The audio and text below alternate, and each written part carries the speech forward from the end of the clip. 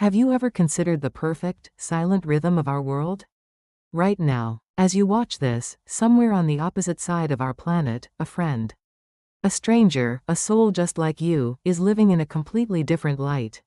When winter brings its long, quiet nights to the northern hemisphere, the south is basking in the glory of its longest, brightest days.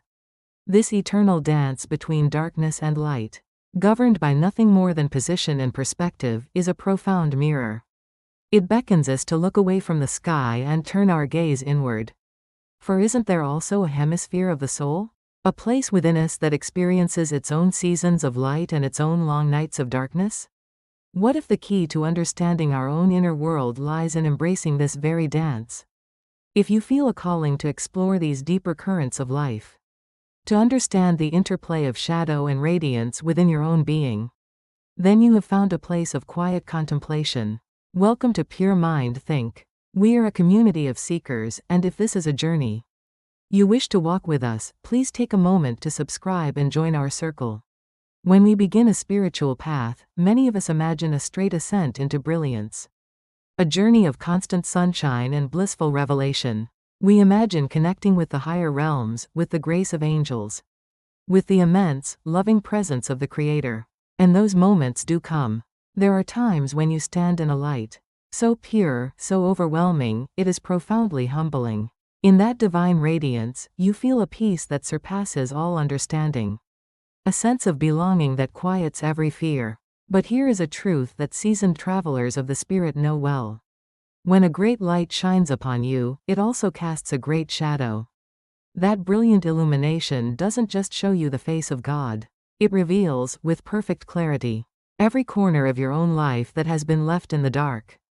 In my own journey, these moments of sublime connection were often followed by a gentle but undeniable awareness of where I was falling short. The light itself didn't condemn, it simply revealed. This is the essence of what many call shadow work. It is not a descent into evil, but a courageous exploration of our own inner darkness. What is this darkness? It is the collection of our fears, our unresolved pains, our hidden resentments, the parts of ourselves we have deemed unworthy. It's the voice of the inner critic that says, "You're not good enough." It's the stubborn pride that prevents us from saying, "I'm sorry." Sometimes, we want so much for our lives: better relationships, deeper peace, greater purpose, but we find that we, ourselves, are the ones standing in the way. Our own darkness is obstructing our light. I will not pretend to know the intimate details of your personal journey, but I know my own. When I first dedicated myself to this path, my darkness came right up to greet me, face to face. There are still moments in my day when I act or speak in a way that makes me pause and think, well, that was not very high consciousness of you. This journey toward self-realization, toward divine consciousness, is not always a graceful walk. For some, perhaps, it is an effortless unfolding. They seem to walk the earth as enlightened beings, every action perfectly aligned with divine will. But for many of us, including myself, it is not like that. Where are you on your journey? For me, it is a dance. A constant, moment-by-moment dance between darkness and light. It is built on choices. And as we walk this spiritual path together, our awareness of this dance becomes sharper, more acute. The more light we invite in, the more clearly we see the shadows we are still clutching. Think of the ancient spiritual traditions. In the Christian path of the Desert Fathers, saints would retreat into the barren wilderness not to escape the world, but to face the demons within themselves, their own shadows of temptation and doubt. In Buddhist philosophy, the concept of Mara represents the internal forces that obstruct the path to enlightenment. These traditions understood that true spiritual growth isn't about ignoring the darkness, but about engaging with it, understanding it, and integrating it with compassion. This requires a profound honesty with ourselves, and it requires a deep, abiding self-compassion. To look upon our shadows is not an act of self-judgment, but an act of supreme kindness. It is saying to the wounded parts of yourself, "I see you. I will no longer abandon you. I will bring you into the light for healing." So, here we are, aware of our inner light, yet often feeling powerless against our own shadows. We try to be patient, but anger flares. We try to be trusting, but fear takes hold. In our most sincere moments of wanting to change, we can feel utterly helpless. Have you ever felt this sincere helplessness? This quiet desperation of knowing you can be better, but not knowing how? It is right here, at the very edge of our own strength, that the most beautiful promise of the Creator comes into view. It is the promise of His help, the promise of His return. Now, let us reimagine this return. Perhaps it is not a single, dramatic event in the sky that we must wait for. Perhaps it is something far more intimate, more personal, and happening even now.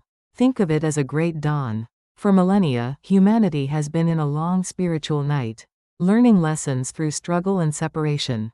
But the promise is that the light of the Creator's consciousness is slowly, gently, but inevitably increasing its presence on our world.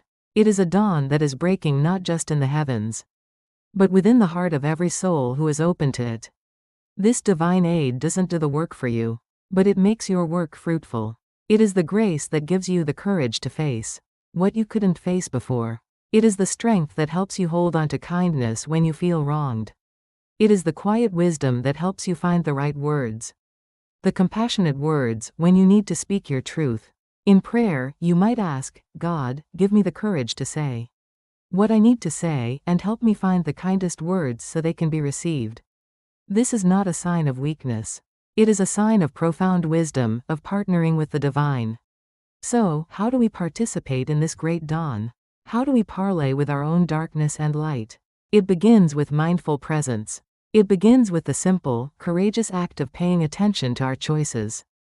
Day by day, hour by hour. When you feel the pull of old, shadowy habits of judgment, of complaint, of fear, can you pause? Can you take one conscious breath and say, today, I choose the light? I remember my mother used to say when we would complain, well, whose fault is that? It's a blunt question, but a powerful one. It reminds us of our own power, our own responsibility. We must look at our lives and ask, what am I unhappy about? And what is my part in that? What do I need to do to change?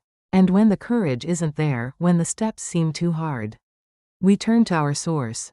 We go higher. We pray for guidance from our angels, from the loving presence of God.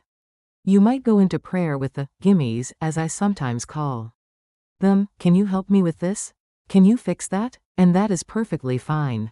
But you might also be brave enough to ask, show me the parts of myself that are blocking my happiness. Show me where my darkness is holding me back, so that I may be more joyful, more at peace, more aligned with my true nature.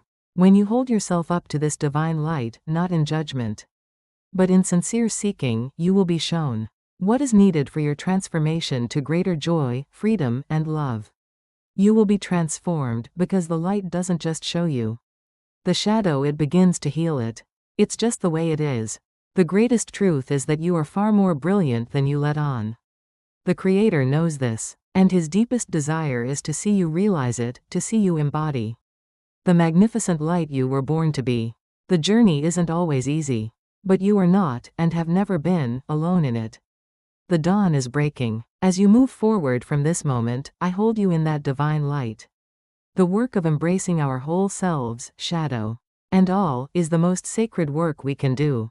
If these ideas have resonated with you, and you wish to continue exploring them with us, please subscribe to Pure Mind Think. By liking and sharing this video, you help us carry this message of hope and healing to others across the planet. Thank you for your presence. Until next time, be compassionate with your journey, and tend to your inner light.